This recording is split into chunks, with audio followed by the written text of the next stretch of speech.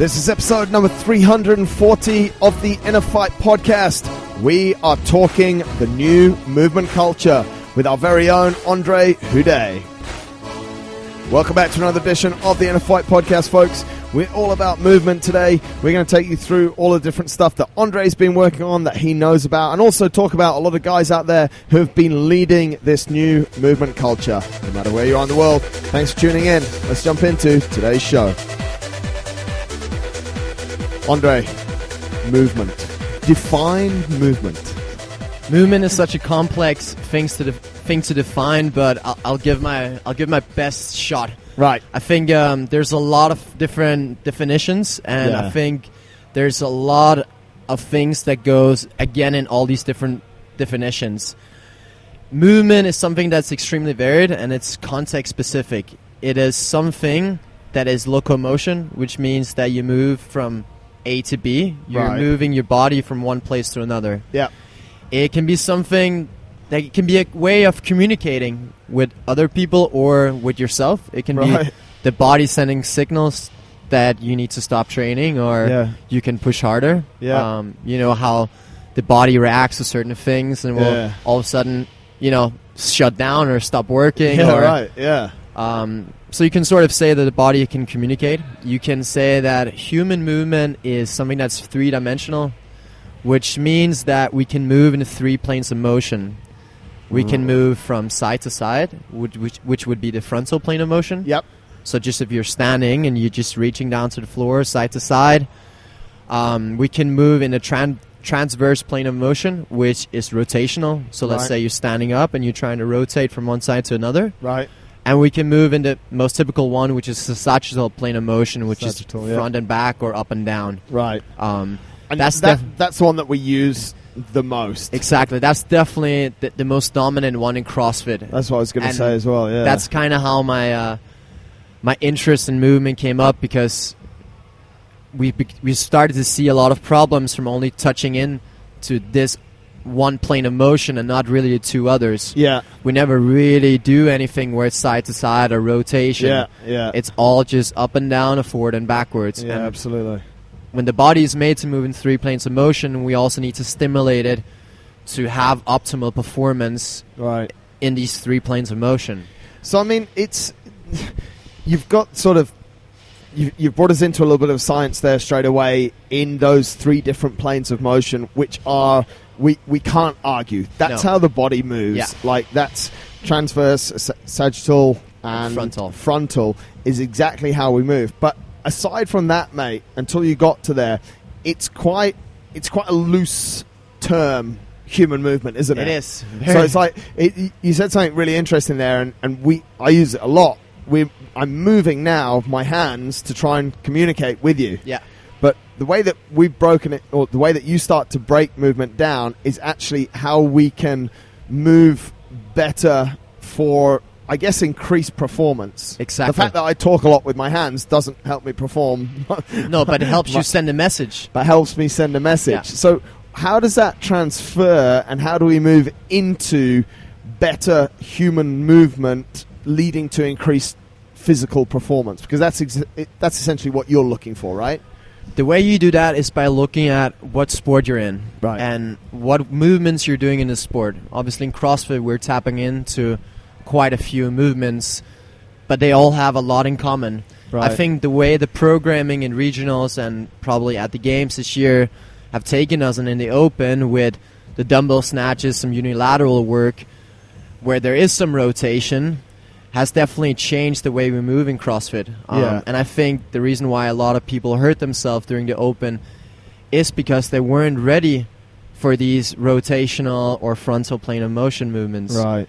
Since we only move forward and back. That's why you hear of people who can deadlift 250 kilos and they want to empty their dishwasher and they just snap their back because they reach out to the side and rotate. Never been in that position before. Yeah, right. And if you don't stimulate the body in all those different positions, it simply won't be ready for it. Right. And so it's a lot bigger than just optimal performance in sports. It's optimal performance in life. I think it can be a bit closed in to look at it as an an only thing to improve in sports. Right. It should also just be, how can you pick up your kids from the floor, you sandbag, or, those kind of things. So a lot of the movement can look sort of funky because the movement training I'll be doing, because it might not be with a perfect back, because essentially, life is not with a perfect back. Yeah. And if you don't train your body to be in those positions, that's where you just blow out your back from one day to another all of a sudden. Yeah. So where does it start then, mate? If you say, okay, I bought into it. I understand that. Okay, doing my 300 kilo deadlift is super important, but also at the same time, I understand that picking my groceries up and putting them in my car, I don't want to get injured. So when we start to address human movement, where do we start from? Like, let's put it like this. Someone comes into you, they want to move better. What do you do with them? I would start by doing a 60 to 90 minute movement assessment where we'll literally go through, let's say, 30 minutes of a body movement assessment. Yeah. I'll see how they move in all the planes of motion. Right. So, for example, let's say we'll take the shoulder joint. Yeah. We'll try to move it forward and back. Okay, how far can it flex? How far can it extend? Right. How far can it go to the side? Yeah. How can it move up and down? How can it rotate and those kind of things? Right. And we'll basically try to do that with a lot of different positions. We'll try, can you reach your toes? All right, how far can you reach to the left? How far can you reach to the right? Right. All right, one side might be more stiff than another. Then we'll go on to the lower body. Yeah. Give me an air squat, wide stance, narrow stance, normal stance. We'll get to assess, how all the different joints can move. And then we need to take a look at how you've been moving before. Let's say that we have a client who comes in who's been working out at, I don't know, another gym, and has been doing deadlifts for the past 20 years with a super round back. Right. He comes into the gym, and I'm going to tell him that's wrong, and he's going to start with a straight back. Right. The problem is his back has never been straight for the past 20 years. Right. So if I tell his body to now go straight, it might even be more dangerous. Yeah, right. So you basically need to go back and revisit the basics and see, all right, that movement assessment, what do we get out of that? All right. Yeah. So we need to start with no weights, just simple just the body weight, just relearning the correct mechanics. Right. I think that's a big thing. That's what. Let's stick on that subject for a little bit. You said it twice now. You said the guy comes in and he's never had his back in a straight position, so to put him in a straight position is bad. And relearning the correct mechanics. Yeah. When we look at young children, babies, they can move efficiently, sometimes quite quickly as well, in all different planes. Yeah. They can sit. I mean, the best example is your kid, once they can crawl and walk, they can squat. And they can sit with their back upright in that. So what's happened, mate? Where's the disconnection? Where's the breakdown to what we see walking through the door? I think it can be the way that kids are coached in high school or, after 10 years old or something like that. Because ideally before, leading up to 10 years, hopefully they've been climbing in trees and running outside. Yeah, right. That might not be the case anymore, but it used to be. Yeah. And I think that's the functional movements that we want to see and that we have lost, because now all we do is sit in a crunch position with our iPads and we don't really do any of this movement. So I think the disconnection just happens now due to, I don't know if I can say the technology, but I definitely think that plays a massive factor. I think that the training methodologies that we've been working with needs to develop and needs to implement a lot more unilateral work, a lot more just simple body weight training. And when I say unilateral, it's single leg or single arm, whereas bilateral would be, using both legs or both arms. So for example, let's say you're squatting, that would be bilateral. Let's say if you did a pistol, that would be unilateral. Right. And all the unilateral stuff really stimulates the body in a certain way that is very different. Because all of a sudden, if I told you to stand on one leg and reach for your toe, it would be a whole different movement. Hey, let me just put that together mentally. Stand on one leg and reach for your toe that's on the floor. Yeah. That would be a big challenge for me and a lot of people. Exactly. Why? Because we're not used to it. Right. We're always in that bilateral movement kind of vocabulary. We never really really expanded. Right. And I think we can really achieve a lot more in our performance if we start implementing these unilateral work. I don't think we should stop doing the bilateral work. I'm not telling you to stop squatting or deadlifting. Yeah. I'm rather telling you to start implementing some more, I don't know if we can say accessory work. It would be lunges or single arm presses and those kind of things. A lot of this kind of stuff, though, like if we and we're going to speak about this maybe a little bit more later as well. A lot of this kind of stuff is almost like it prepares you to be better. Like when you think about what you've said so far, some unilateral movements, various squat positions, air squats in various positions, and moving in those positions through different planes. Is that going to make you better when you go to do a deadlift? Absolutely, yes. So you could almost use movement routines 15, 20, 10, 5 minutes before you move into what. So it's not instead of your CrossFit movements, it's as well as, right? Yeah, I think that's kind of what we wanted to talk about later, but let's talk about now. Yeah. Is that how do you implement this movement stuff? Yeah. I think a lot of people want to implement it, but have no idea like how and what they should do. Right. I definitely recommend that you could do some sort of movement prep before your main piece. Let's say you're about to hit a heavy squat and deadlift session, or you're about to hit a workout or something. Look at what you're working with or what you're going to do in that session, and then try to stimulate the body and get the muscles firing that you'll be using by doing unilateral stuff. Right. All right, you're squatting. All right, we need the quads, we need the hamstrings, we need the glutes to fire. We'll do some lunges. We'll do some lunges, some different reaches. Right. Because when we do that max back squat, we might get put in a position that we're not used to because we're pushing ourselves so hard. Yeah. Like the knees might start tracking in, the back start rounding. Yeah. And if you never prepare your body for that situation, then it's just going to snap when it happens. Yeah, exactly. And I think especially in CrossFit, like, when we see this year with the dumbbell snatches, where it's so much rotational stuff. Yeah. Your deadlift is not gonna help you here. Like even though it's essentially the same position that we're pulling something off the floor, but we're now not pulling it in a straight line. No. We've now got rotation, 15 to 20 degrees of rotation coming into the game. Exactly. I was just thinking, mate, because that was something the folks that listened to the podcast that heard the James Jousey show, which was, I can definitely find it here because I've got everything. I think this would be useful if people didn't get that show. That's a great show. I think they should. I think they should definitely go back and have it, because that's one of the things that he was speaking about. He was speaking about the way that your knees might come in. That's show number 292 that we put out there on the 16th of February. Go and check out James Jousey. I think that's his website as well. His website's his name. JamesJousey.com. JamesJousey.com. But super clever guy. Yeah. He's massively into what you were saying there, that naturally someone's knees are going to come in. Yeah. But if you've done some of the movements that you're saying, lunge with rotation, you've actually attacked those muscles in your warm-up. So it's something that is really helping you. Yeah. And I think in many cases, we might have some muscles that are not really firing properly. I think in general in CrossFit, let's say the lats are not firing as they should be in pull-ups or in snatches. Yeah.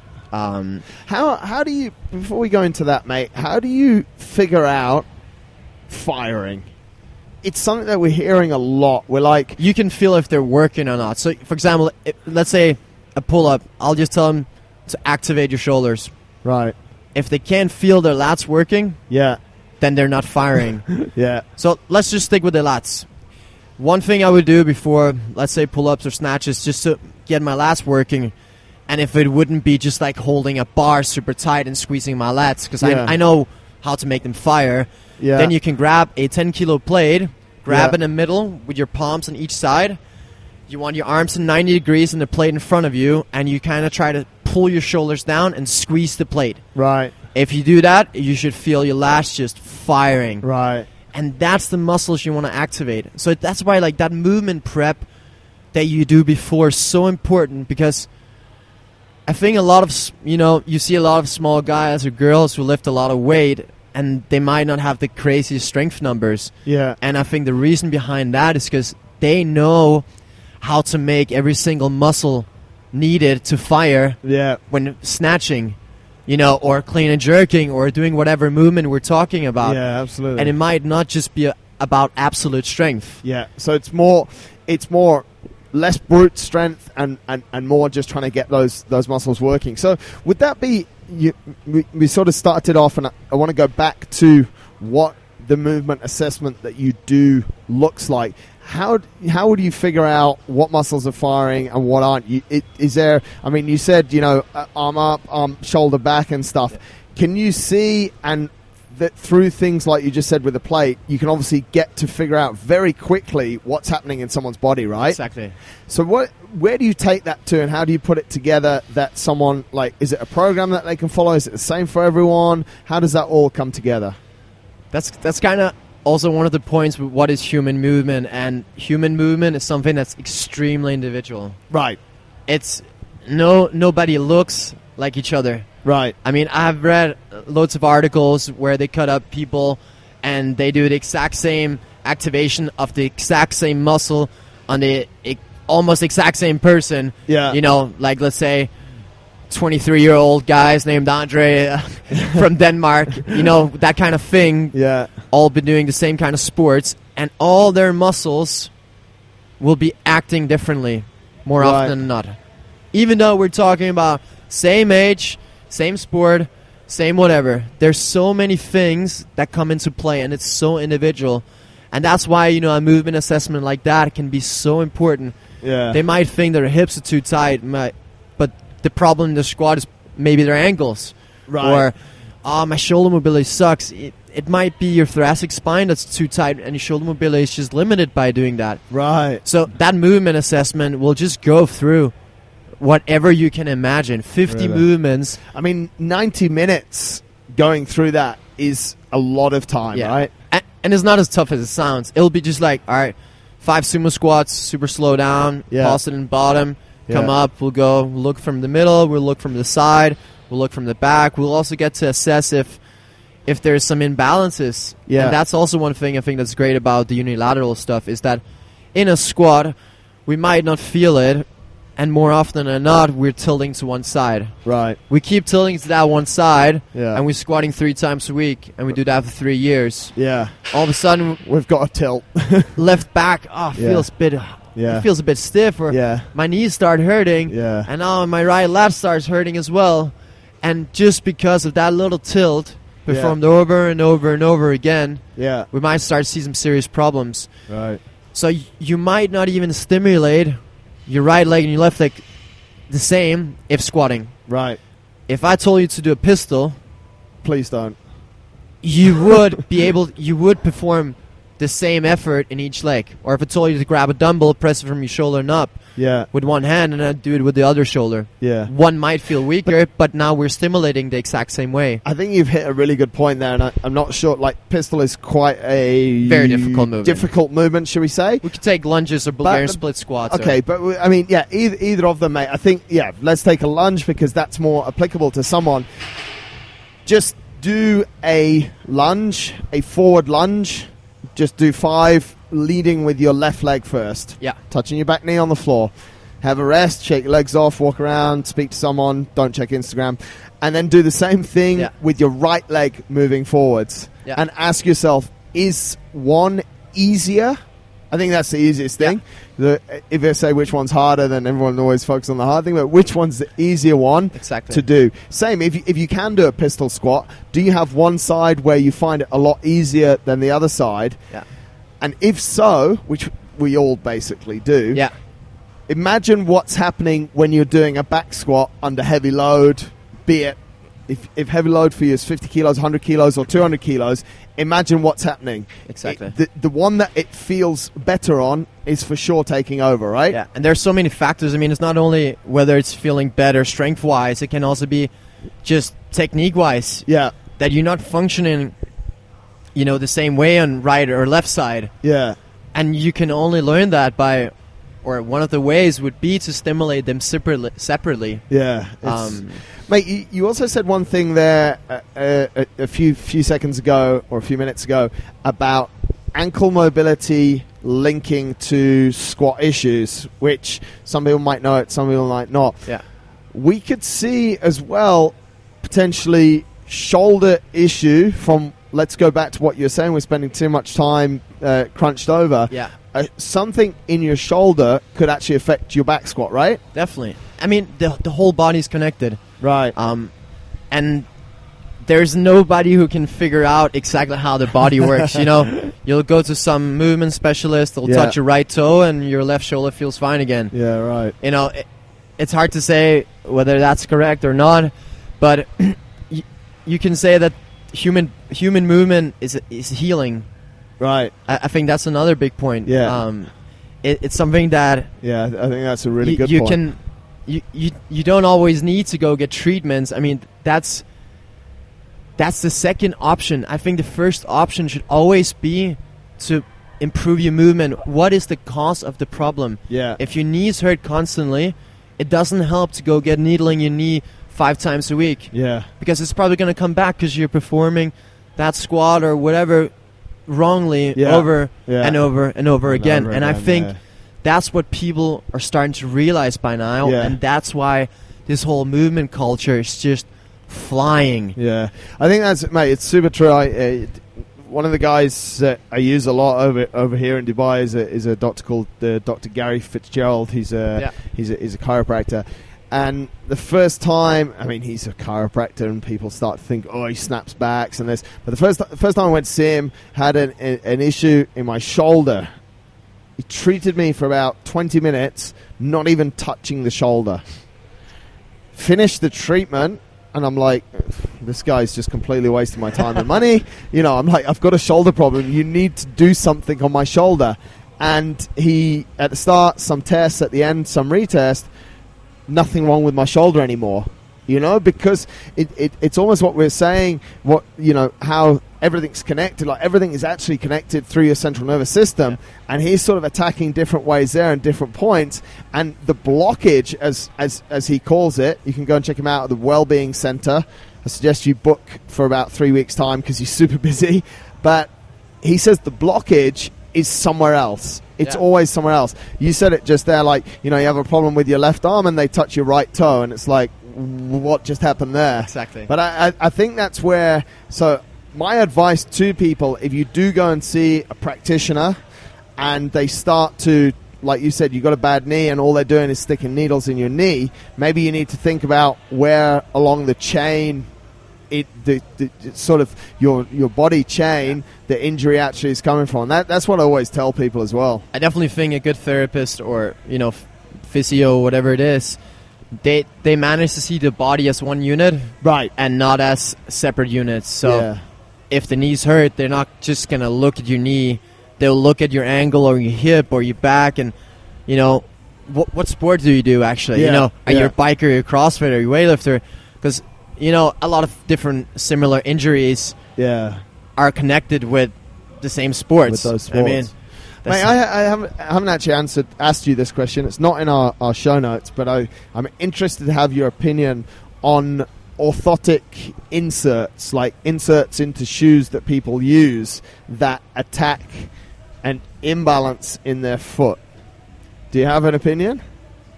I have never actually thought about it because I've never wanted to get it myself. Right. Because it just doesn't make sense. I think Ido Portal has a pretty good quote on this. Yeah.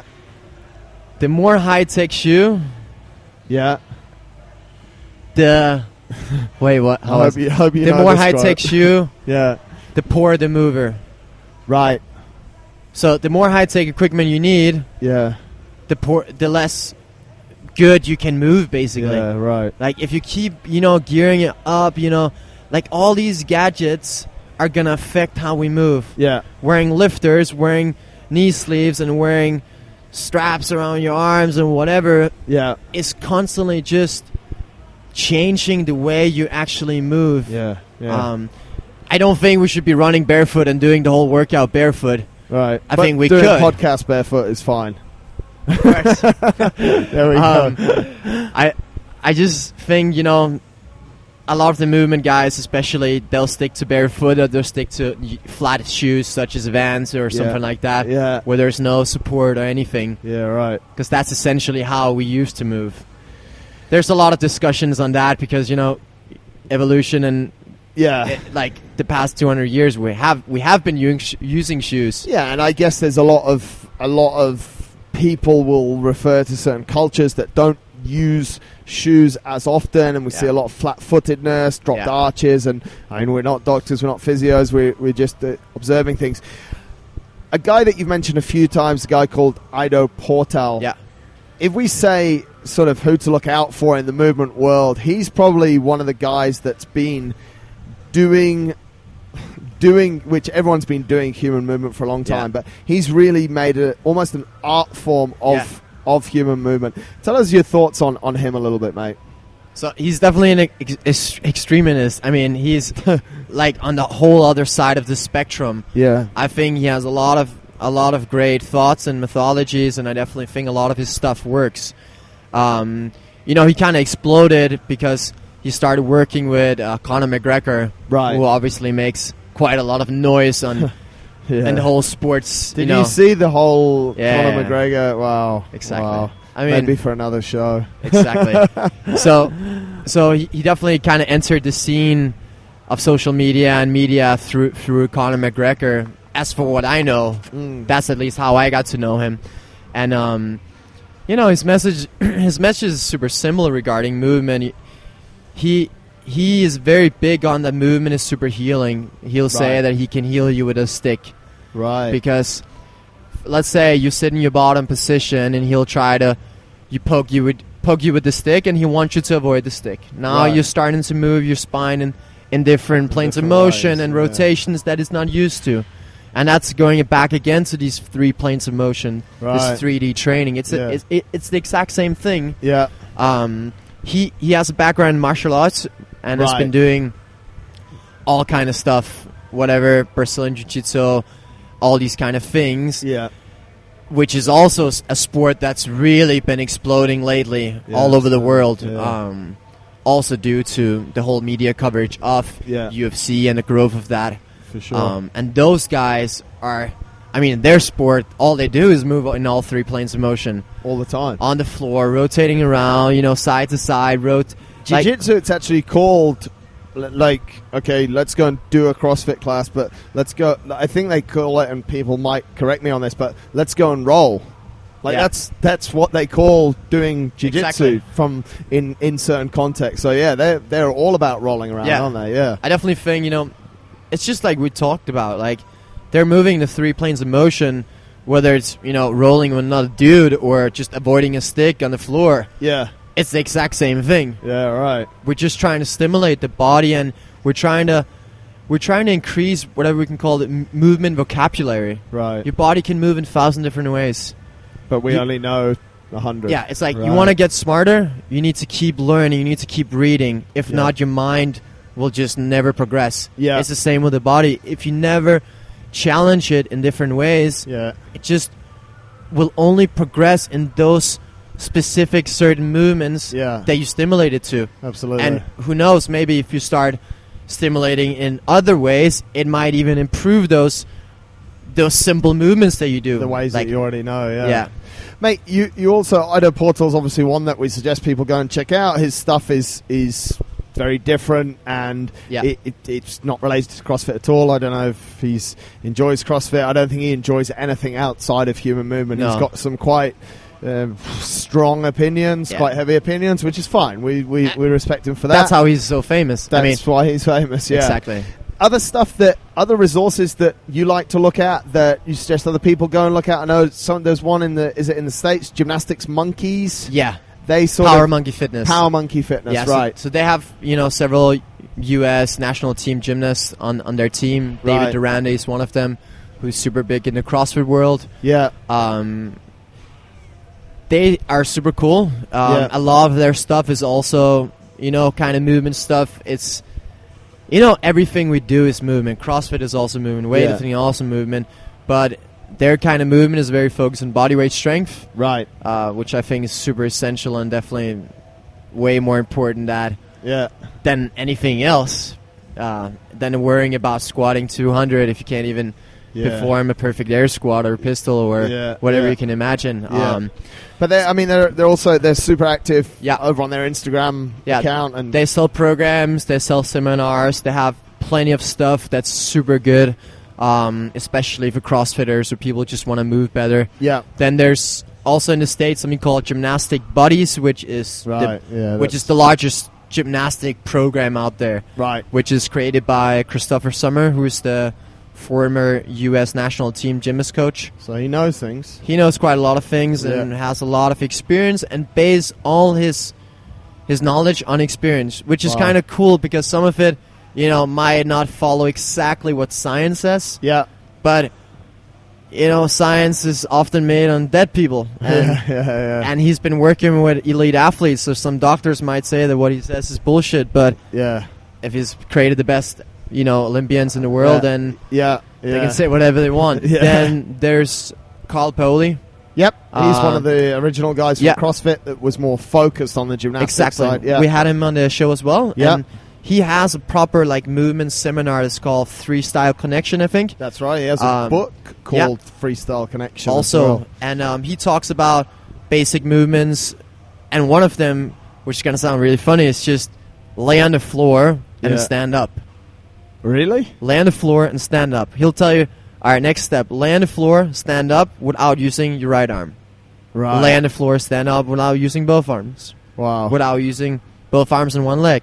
Wow. And I've actually been through several movement assessments with movement coaches to try to help me, and that was one of the things. Wow. Lay on the side, roll over without using the arms. You can only use one leg. But you kind of... What does that teach us, though, mate? That teaches us to fire or make unique or one muscle work at a time. Right.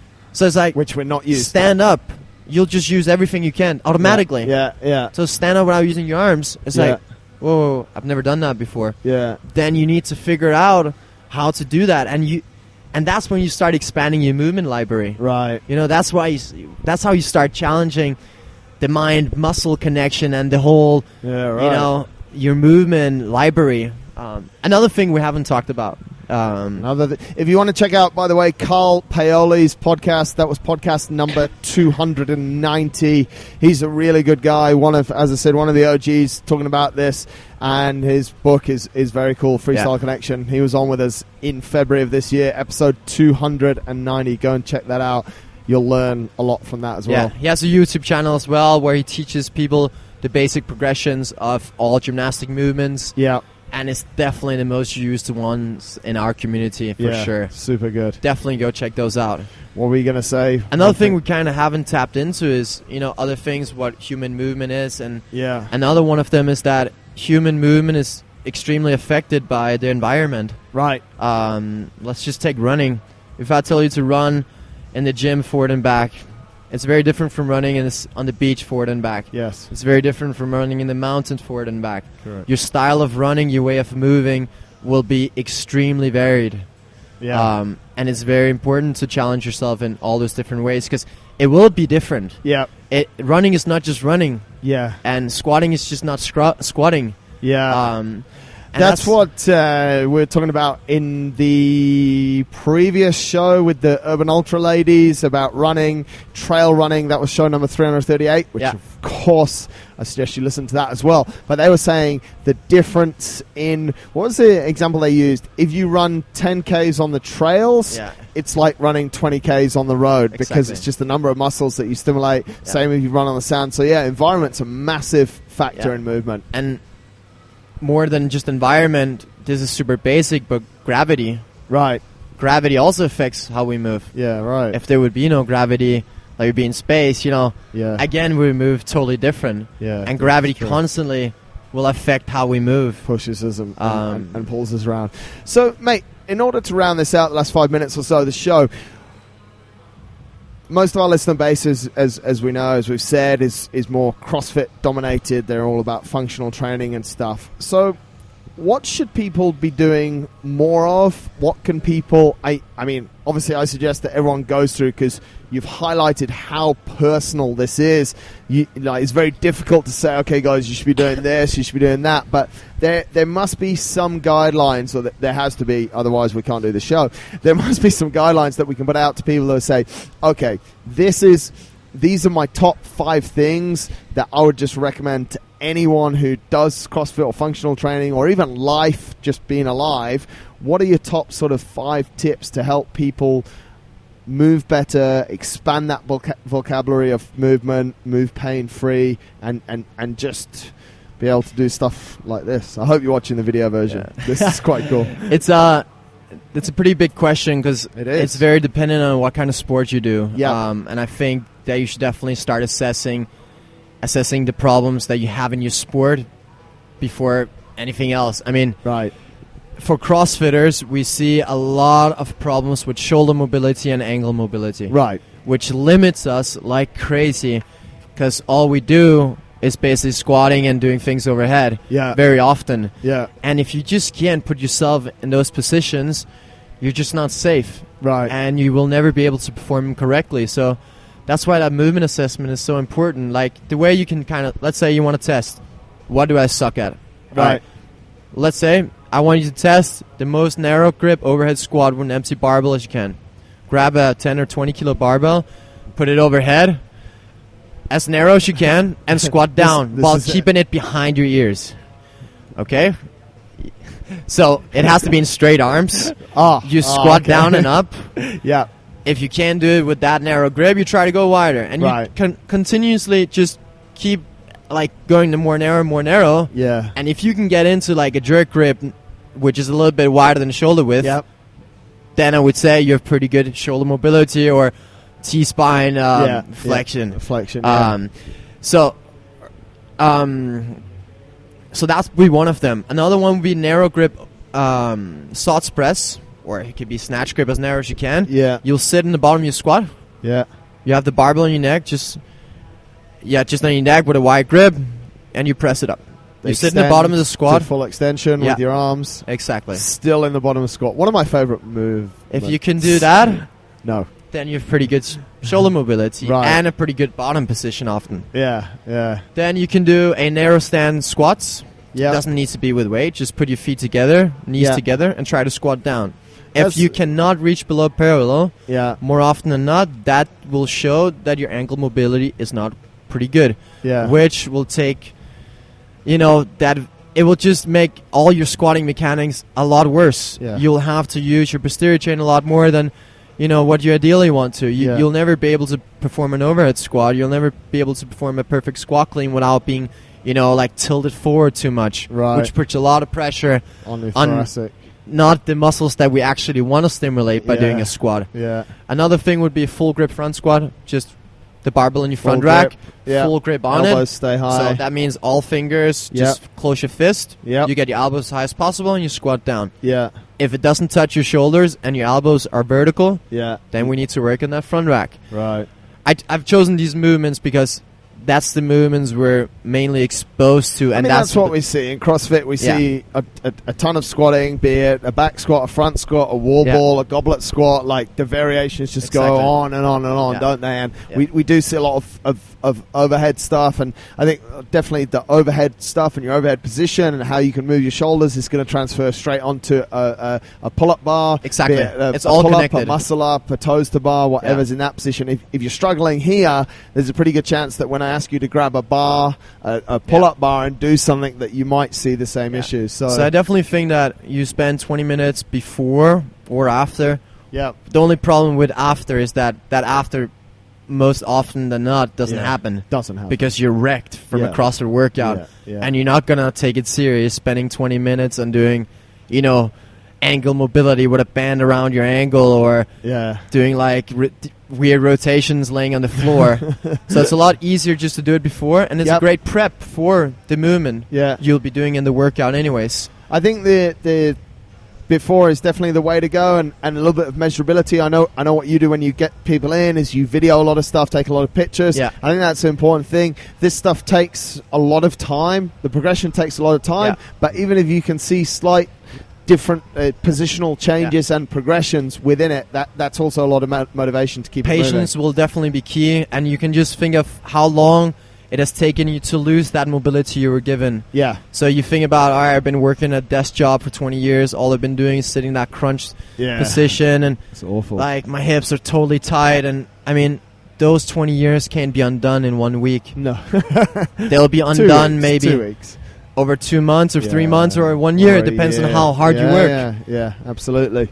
Mate, all very useful. That's a pretty decent and thorough introduction, I would say, to this sort of culture of a lot more movement. Maybe we revisit it in a few months and talk about some more specifics. We touched a little bit on 3D training, which I know you like to use, but maybe we can again debunk it a little bit more. And of course, if people do have questions on movement, send them to us and we'll include that. I think we all know that it's an essential first part to getting good, and like we said at the start, to increasing performance no matter what sport you're in. So, exactly. So if you're frustrated with your training because you can't perform all the cool movements, I mean, just hit up one of our coaches in the gym or your local coach and ask him, I want to move better, and I'm frustrated, I'm injured all the time, and can you please just take me back to the basics and teach me and let me know what I need to do.